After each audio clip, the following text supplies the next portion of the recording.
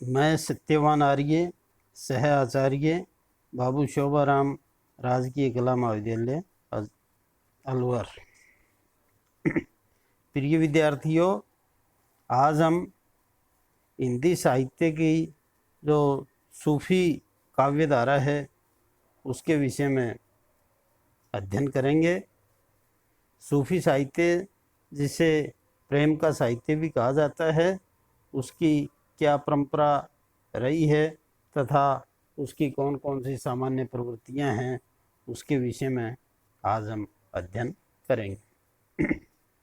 विद्यार्थियों, सर्वप्रथम आपको सूफी मत की व्युत्पत्ति के विषय में बता रहा हूँ। सूफी मत इस्लाम धर्म का अंग है। जिस प्रकार हिंदू धर्म के वैदिक कर्मकांड की प्रतिक्रिया वैष्णव मत में देखी जाती है, उसी प्रकार सूफी मत इस्लाम धर्म की शरीयत कर्मकांड की प्रतिक्रिया है। सूफी मत को फारसी में तसव्वुफ कहते हैं। इस मत का भारत में प्रवेश 7वीं शताब्दी में माना जाता है। इस मत का विशेष प्रचार 9वीं-10वीं शताब्दी से 15वीं शताब्दी तक हुआ। सूफी शब्द की व्युत्पत्ति के संबंध में विद्वानों के विभिन्न मत हैं। कुछ विद्वान सफ से सूफी की व्युत्पत्ति मानते हैं। सफ का अर्थ है पहली पंक्ति। निर्णय कयामत के दिन जो अपने सदाचार और पवित्रता के कारण श्रेष्ठ सिद्ध होंगे, वे सूफी। दूसरे मत के अनुसार सूफी शब्द सोफिया का रूपांतर है, जिसका अर्थ ज्ञान है। उनके अनुसार ज्ञानी साधक ही सूफी। कतिपय विद्वान मदीना में मस्जिद के सामने एक सुफ़ा चबूतरा पर बैठने वाले फ़कीरों को सूफी कहते हैं। एक अन्य मत के अनुसार सफ़ा अर्थात स्वच्छ पवित्र जीवन व्यतीत करने वाले साधु सूफी नाम से प्रसिद्ध हुए। अधिकतर विद्वान सूफी की व्युत्पत्ति सूफ शब्द से मानते हैं, जिसका अर्थ ऊन है। सूफी शब्द उन संतों के लिए प्रयुक्त होता था जो ऊन के वस्त्र धारण करते थे और विरक्त जीवन व्यतीत करते थे। उपर्युक्त मतों में से पांचवा मत यानी अंतिम मत अधिक मान्य है। संक्षेप में, सूफी शब्द उन विरक्त व्यक्तियों के लिए प्रयुक्त होता था जो ऊन के वस्त्र पहनते थे। उनका जीवन सरल था और निस्संदेह ये मुसलमानों में अपनी पवित्रता के कारण अग्रिम पंक्ति के अधिकारी थे। प्रेमाख्यान काव्य परंपरा। मध्यकालीन हिंदी साहित्य में सूफी संतों की प्रेमाख्यान काव्य परंपरा का महत्वपूर्ण स्थान है। सूफी कवियों ने हिंदू घरों में प्रचलित लौकिक प्रेम कथाओं को काव्य रूप प्रदान कर अपने आध्यात्मिक प्रेम की अभिव्यंजना की है। इस काव्य परंपरा में मलिक मोहम्मद जायसी का पद्मावत प्रतिनिधि रचना है। अवधि का समस्त उपलब्ध सूफी प्रेमाख्यानक कथा काव्य है। सूफी काव्य परंपरा का प्राचीनतम काव्य मुल्ला दाऊद का लिखा हुआ चंदायन है, जिसकी रचना अलाउद्दीन के समय में हुई। जायसी ने पद्मावत में अपने से पूर्ववर्ती 6 प्रेम गाथाओं का उल्लेख किया है। सपनावती, मुग्धावती, खंडरावती, मृगावती, मधुमालती एवं प्रेमावती। जायसी द्वारा उल्लिखित इन प्रेम गाथाओं में से केवल दो ही प्राप्य हैं, मृगावती तथा मधुमालती। शेष चार रचनाएं अभी तक उपलब्ध नहीं हो सकी। मृगावती शेख कुतुबुन की रचना है। इसका रचना काल 1501 है। इस प्रेम कथानक में प्रेम मार्ग में त्याग और इस मार्ग के कष्टों का वर्णन है, जिससे साधक की साधना का स्वरूप स्पष्ट हो जाता है। कुतुबुन के बाद मंझन की मधुमालती प्राप्त होती है। इसमें कनेसर के राजकुमार मनोहर और महारस नगर की राजकुमारी मधुमालती की प्रेम कथा है। काव्यत्व की दृष्टि से मधुमालती मृगावती की अपेक्षा अधिक निखरी हुई रचना है। नई खोजों के अनुसार मधुमालती पद्मावत की परवर्ती रचना प्रमाणित हुई है। जायसीकृत पद्मावत सूफी प्रेमाख्यानक परंपरा का सर्वोत्कृष्ट प्रबंध काव्य है। पद्मावत में चित्तौड़ के राजा रतन सेन और सिंघल की राजकुमारी पद्मावती की प्रेम कथा वर्णित है। पद्मावत में प्रेम की पीर के कवि जायसी लौकिक कथा के माध्यम से आत्मा परमात्मा के रागात्मक संबंध की व्याख्या करने में सफल हुए। इसके अतिरिक्त जायसी द्वारा लिखित चित्ररेखा भी प्रेमाख्यानक काव्य है।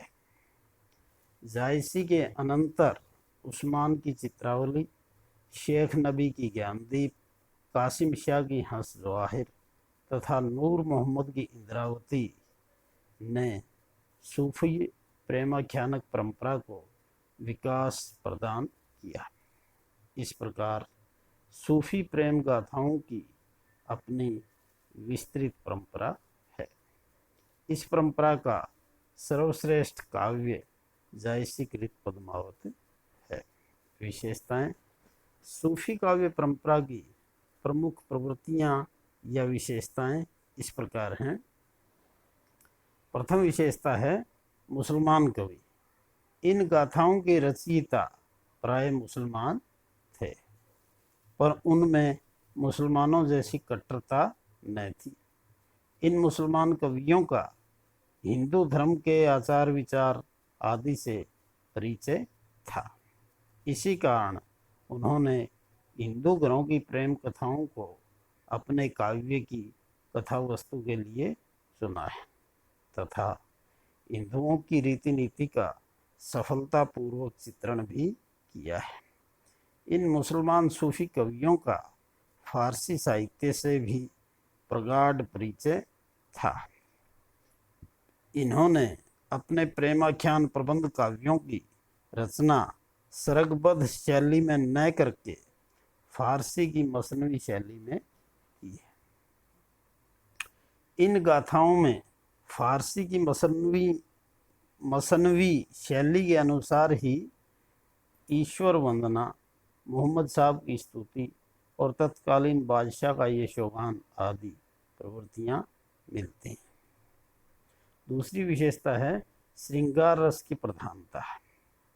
इन प्रेमाख्यानों में प्रधानतः श्रृंगार के दोनों पक्षों संयोग तथा वियोग का चित्रण सुंदर रूप से हुआ है, परंतु वियोग श्रृंगार को संयोग की अपेक्षा इन रचनाओं में अधिक महत्व प्राप्त हुआ है। सूफी संत प्रेम की पीर के कवि थे। उनका हृदय प्रेम की वेदना से ओतप्रोत था, इसलिए उनके काव्यों में विरह की सभी दशाओं का मार्मिक वर्णन है। जायसी के पद्मावत में नागमती का विरह वर्णन वियोग श्रृंगार के चरमोत्कर्ष को प्राप्त है। एक उदाहरण देखिए। यह तन जारों छार के कहों की पवन उड़ाओ, मकु तेही मार्ग उड़ी परे कंत धरे जह 5। अन्य रसों का स्थान इन आख्यान काव्यों में अत्यंत गौण है। पद्मावत में वीर रस का अवश्य समावेश हुआ है। घोरा बादल युद्ध में वीर रस का सुंदर परिपाक है। कहीं कहीं करुण और शांत रस की भी अभिव्यक्ति हुई, किंतु सूफी कवियों की श्रृंगारेतर रसों में विशेष रुचि नहीं थी। तीसरी विशेषता है लौकिक प्रेम के माध्यम से अलौकिक प्रेम की अभिव्यंजना। इन लौकिक प्रेम कथाओं का उद्देश्य अलौकिक प्रेम की अभिव्यक्ति करना है। समासोक्ति पद्धति के द्वारा लौकिक कथाओं में आत्मा परमात्मा संबंधी संकेत भी हैं। पद्मावत की कथा में ऐसे कई स्थल आते हैं, जैसे सिंगलगढ़ का वर्णन, मानसरोवर आदि का वर्णन, जहाँ प्रोक्ष सत्ता की ओर संकेत है। कुछ विद्वान तो इन रचनाओं को अन्योक्ति भी मानते हैं। उनके अनुसार इन गाथाओं का नायक मानव की आत्मा है और नायिका ईश्वर। साधक के मार्ग की कठिनाइयों को नायक के मार्ग की कठिनाइयों के रूप में चित्रित किया गया है। सूफी शैतान को आत्मा परमात्मा के मिलन में बाधक समझते हैं और इस शैतान रूपी बाधा को सच्चा गुरु ही दूर कर सकता है। गुरु की सहायता लेकर साधक साधना मार्ग पर आरूढ़ होकर ईश्वर तक पहुंचने का प्रयत्न करता है। पद्मावत के उपसंहार में दी हुई निम्नलिखित पंक्तियां सूफी साहित्य की इसी विशेषता की ओर इंगित करती हैं, यानी संकेत करती हैं। तन चित्तूर मन राजा कीन्हा, हिय सिंघल बुद्धि पद्मिनी चिन्हा, गुरु सुवा जय पंथ दिखावा, बिन गुरु जगत को निर्गुण पावा, नागमती ये दुनिया धंधा, बाँचा सोई न एही चित बंधा, राघव दूत सोई शैतानो, माया अलाउद्दीन सुल्तान। ये रचनाएं अन्योक्ति हों या समासोक्ति, इतना स्पष्ट है कि इन प्रेम गाथाओं में आत्मा परमात्मा के अलौकिक प्रेम की अभिव्यंजना है। जो चौथी विशेषता है वह है रहस्यवाद। इन आख्यान काव्यों की एक प्रमुख विशेषता रहस्यवाद है। नायक नायिका के प्रेम के रूप में आत्मा और परमात्मा के रागात्मक संबंध को अभिव्यक्ति देने में कवि सफल रहे। सूफियों का रहस्यवाद कबीर आदि संतों की तरह ज्ञानात्मक, साधनात्मक अथवा शुष्क रहस्यवाद न होकर भावात्मक एवं सरस है। प्रेम तत्व की प्रधानता के कारण उसमें भाव प्रवणता, सरसता और हृदय की सहज अनुभूतियाँ विद्यमान हैं। सूफियों के रहस्यवाद संबंधी आचार्य शुक्ल का कथन यहाँ उद्धृत करना समुचित होगा। सूफियों का रहस्यवाद शुद्ध भावात्मक कोटि में आता है, जबकि संतों का रहस्यवाद साधनात्मक कोटि में, क्योंकि उसमें विविध यौगिक प्रतिक्रियाओं का उल्लेख है। पांचवी विशेषता है भारतीय तथा ईरानी पद्धति का समन्वय। इन प्रेमाख्यानों में हिंदू और मुसलमान दोनों साहित्य धाराओं का प्रभाव स्पष्ट है। हिंदी काव्य धारा का प्रभाव उनका महाकाव्य के ढंग पर लिखा हुआ होना है। पद्मावत में ग्रीष्म वर्णन, नगर वर्णन, समुद्र वर्णन, विरह वर्णन, युद्ध वर्णन आदि भारतीय महाकाव्य शैली के प्रभाव के द्योतक हैं। मसनवी काव्यों में जिस प्रकार 5-7 छंदों के बाद विराम आता है, यहाँ कुछ चौपाइयों के बाद दोहा रखा गया है। मसनवी काव्यों में प्रेमिकाओं द्वारा आध्यात्मिक प्रेम की व्यंजना होती है, यहाँ भी ऐसा ही हुआ है। इन प्रेम गाथाओं में नायक को नायिका की प्राप्ति के लिए प्रयत्नशील दिखाया गया है, यह भी फारसी साहित्य का प्रभाव है। साथ ही नागमती तथा पद्मावती जैसी नायिकाओं के प्रेम चित्रण द्वारा भारतीय पद्धति के प्रति भी आस्था प्रकट की है। इस प्रकार सूफी प्रेमाख्यानों में भारतीय तथा ईरानी काव्य धाराओं का संगम हुआ है। अगली विशेषता है सूफी काव्य की भाषा। सूफी कवियों का प्रधान केंद्र अवध था, इसलिए उन्होंने अवधी भाषा को ही अपने काव्य के लिए चुना। नूर मोहम्मद ने ब्रज भाषा का भी प्रयोग किया है। अरबी और फारसी के शब्द भी इनके काव्यों में बहुधा प्रयुक्त हैं। जायसी की अवधि में ठेठ और स्वाभाविक अवधि का रूप प्राप्त होता है। सातवीं विशेषता है छंद और अलंकार। सूफियों की रचनाओं में दोहा चौपाई शैली का प्रयोग मिलता है। इन सूफी कवियों ने जिस अवधी भाषा तथा दोहा चौपाई वाली पद्धति को ग्रहण किया, उसे बाद में तुलसी ने अपने मानस में भी स्थान दिया। इन दो छंदों के अतिरिक्त कहीं कहीं सोरठा, सवैया और बरवे छंद का प्रयोग भी मिलता है। अलंकारों के चुनाव में समासोक्ति का सर्वाधिक प्रयोग है। इसके अतिरिक्त उपमा, रूपक, उत्प्रेक्षा, अतिशयोक्ति आदि अलंकार सम्यक रूप से सूफी काव्यों में आए। आठवीं विशेषता है काव्य रूप। ये सभी प्रेमाख्यान काव्य प्रबंध शैली में रचे गए। इसमें अलौकिक प्रेम की अभिव्यक्ति करते हुए भी प्रबंध निर्वाह को निभाने का प्रयत्न किया गया है। अगली विशेषता है कथानक रूढ़ियों का प्रयोग। सूफी कवियों ने प्रेमाख्यान काव्यों में कथानक को गति प्रदान करने के लिए कथानक रूढ़ियों का व्यवहार किया है। ये कथानक रूढ़ियाँ भारतीय साहित्य परंपरा के साथ साथ ईरानी साहित्य परंपरा से भी ली गई है। जैसे चित्रदर्शन, शुकसारिका आदि द्वारा नायिका का रूप श्रवण कर नायक का उस पर आसक्त होना, मंदिर में प्रिय युगल का मिलन आदि भारतीय कथानक रूढ़ियाँ हैं। तथा प्रेम व्यापार में परियों और देवों का सहयोग, उड़ने वाली राजकुमारियाँ आदि ईरानी साहित्य की कथानक रूढ़ियाँ हैं। और अगली विशेषता है खंडन मंडन की प्रवृत्ति का अभाव।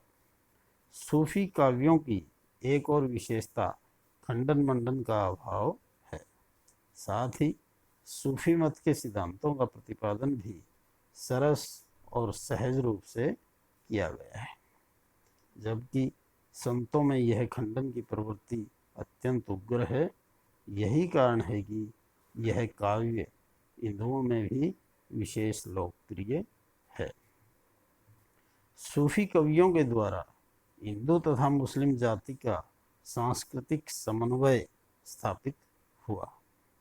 आचार्य शुक्ल इस विषय में लिखते हैं, प्रेम स्वरूप ईश्वर को सामने लाकर सूफी कवियों ने हिंदू और मुसलमान दोनों को मनुष्य के सामान्य रूप में दिखाया और भेदभावों के दृश्यों को हटाकर पीछे कर दिया।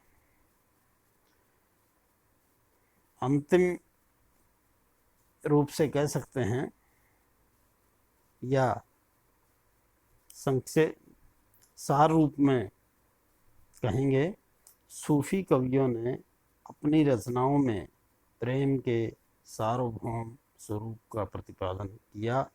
यह उनकी एक महत्वपूर्ण विशेषता